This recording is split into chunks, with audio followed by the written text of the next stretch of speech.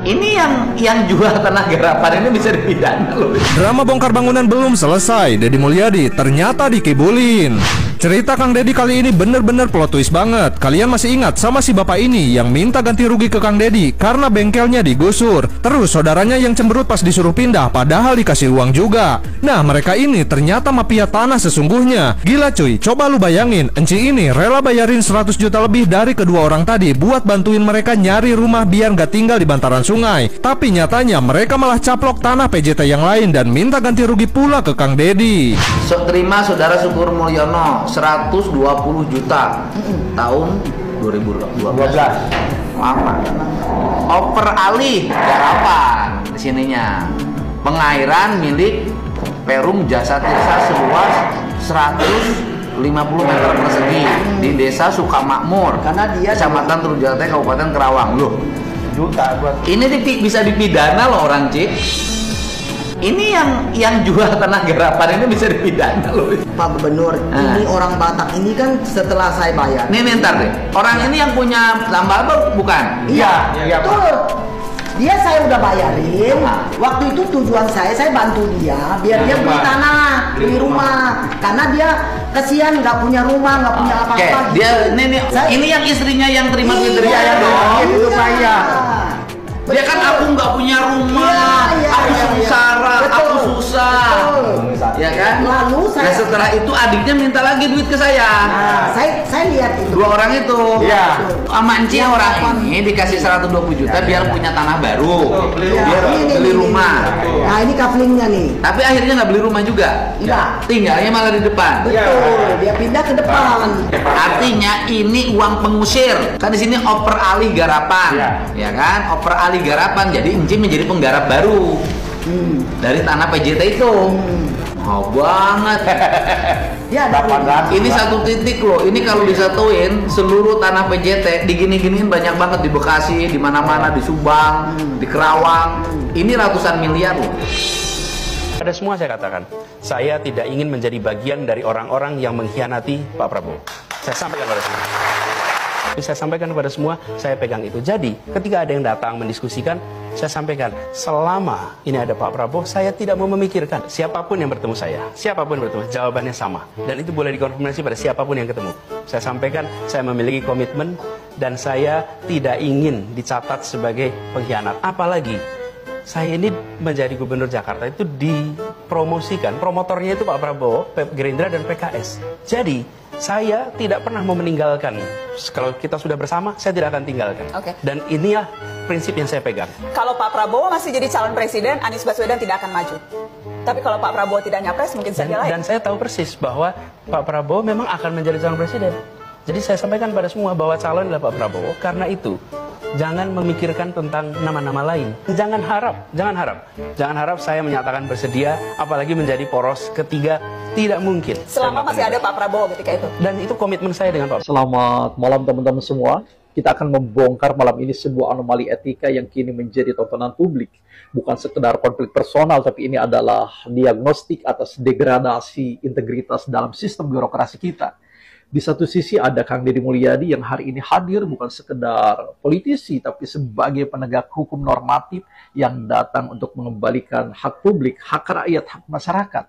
Di sisi lain ada Haji Manap namanya ex-jaksa yang lantang memprotes penertiban bangunan ilegal dengan omset miliaran per tahun. Pertanyaannya sederhana, kapan seorang mantan penegak hukum, ex-jaksa menjadi broker yang mengkapitalisasi aset negara untuk kekayaan pribadinya? Kang Deddy Mulyadi datang dengan mandat konstitusi tentunya. Kang Deddy Mulyadi menjalankan tugas untuk menertibkan bangunan di atas daerah aliran sungai. Bangunan itu ilegal tanpa IMB dan yang paling krusial, bangunan itu menyebabkan banjir yang merugikan puluhan hektar sawah dan masyarakat selama ini. Ini adalah keberanian etik yang dilakukan oleh KDM. KDM memilih berpihak pada kepentingan komunal, rakyat yang terancam banjir di atas kepentingan individual atau bisnis ilegalnya Manap. Disinilah letak heroisme yang sesungguhnya. Pahlawan hari ini bukan lagi yang mengangkat senjata, tapi yang berani mengangkat palu aturan melawan kemapanan ilegal yang dibackingi oleh knowledge hukum, yaitu Haji Manap ex-jaksa tersebut. KDM menguji kita apakah negara harus tunduk pada emosi satu orang yang melanggar hukum atau pada keselamatan jutaan rakyat. Jawabannya mestinya sudah jelas.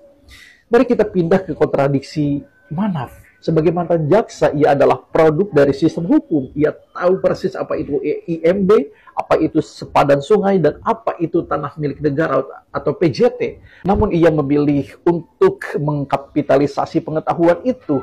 Laporan menyebut ia menyewakan bangunan ilegal di daerah aliran sungai dengan omset 90 juta hingga ratusan juta per tahun dari satu ruko. Dan totalnya bisa mencapai miliaran rupiah per tahun. Ini bukan sekedar pelanggaran aturan, ini adalah deformasi logis. Manaf berteriak, saya harus dilindungi negara waktu debat sama KDM. KDM membalas dengan sekakmat paling etis, saya juga melindungi rakyat dari banjir. Rakyat kebanjiran, di sini gak bisa nyawah 20 hektar. Manaf, si master hukum, gagal diuji oleh hukum paling dasar, yaitu larangan membangun di atas tanah yang menghambat kepentingan publik. Uang miliaran itu adalah harga dari kesengsaraan rakyat yang sawahnya terendam. Hari ini kita harus mendefinisikan ulang istilah apa itu mafia tanah. Mafia tanah sejati bukanlah hanya yang memalsukan sertifikat. Mafia tanah adalah yang lebih berbahaya adalah mereka yang menggunakan status dan knowledge hukumnya untuk melegalkan yang ilegal, atau setidaknya mengambil keuntungan finansial miliaran lagi dari aset yang seharusnya menjadi hak komunal atau milik negara, seperti apa yang dilakukan Pak Manaf tersebut. Pak Manaf membuktikan ex penegak hukum atau mantan penegak hukum dapat menjadi subjek paling licin dalam game tanah karena ia tahu persis di mana celah etika dan celah birokrasi bersembunyi. Miliaran per tahun itu adalah nilai komersial dari network kejaksaan yang ia bawa keluar dari institusi. Itu namanya privatisasi etika. Dan tindakan KDM adalah ketegasan yang langka yang kita rindukan selama ini, yaitu pejabat yang berani merobek jubah kenikmatan ilegal meskipun pelakunya punya backup riwayat di lembaga hukum. Kesimpulannya adalah, di satu sisi ada ketegasan negara yang diwakili KDM, di sisi lain ada kalkulasi kapital yang diwakili oleh Pak Manaf, si mantan jaksa yang ngambil untung miliaran itu. Keberanian KDM adalah modal etis bagi rakyat yang sudah lama tenggelam dalam banjir kepastian hukum. Pikirkan itu baik-baik teman-teman, dan saya yakin masih ada manap-manap lainnya di tempat lain. Selamat malam. Buat pemirsa, kalau ditanya Pak Ridwan, apa yang dibanggakan sebagai Gubernur Jawa Barat? Saya menghilangkan desa miskin dari 1000 saat 2018 menjadi 0 di 2023. 1000 desa miskin ada di mana? Bukan di kota Bandung, itu ada di seluruh wilayah Jawa Barat. Oke. Mendengar pernyataan Pak Ridwan Kamil selama beliau menjabat 1000 desa miskin, itu sudah tidak miskin lagi dari 2018 sampai 2023. Kumaha damang warga Jawa Barat. Bukan vasektomi, Anies Baswedan ajari Deddy Mulyadi perihal masalah banyak anak dan kemiskinan. Bapak Anies Baswedan ngajari Kang Deddy Mulyadi. Aduh, saya kok takut mau komentar ya. Nanti saya komentar membela Bapak Anies Baswedan, tim KDM marah. Nanti saya membela KDM, tim anak abah marah. Diserang kanan kiri saya. Jadi saya gini aja. Waktu dan tempat dipersilahkan untuk tim anak abah dan tim KDM. Silahkan komentar ya, sepuas kalian. Aku nggak ikutan. Daripada aku diserang sama buzzer-buzzernya. Hampura Bapak Aing kuring selaku Kepala Desa Legok Hangser, kuring tetarima terkait kebijakan proyek jalan desa diambil alih ku provinsi. Kan apa meureun Bapak Aing? Kuring selaku Kepala Desa Legok Hangser teh nya selama ieu meunang sampinganna tina proyekan jalan. Apa meureunannya? Gaji Kepala Desa teu sabaraha. nya ayeuna walaupun misalkan diambil alih ke provinsi jalan alus mulus tapi kuring menang naon masyarakat hungkul nu diperhatikeun ari kuring selaku kepala desa Legok Hangseur henteu diperhatikeun cik atulah ulang ngaganggu ladang baseuh kuring.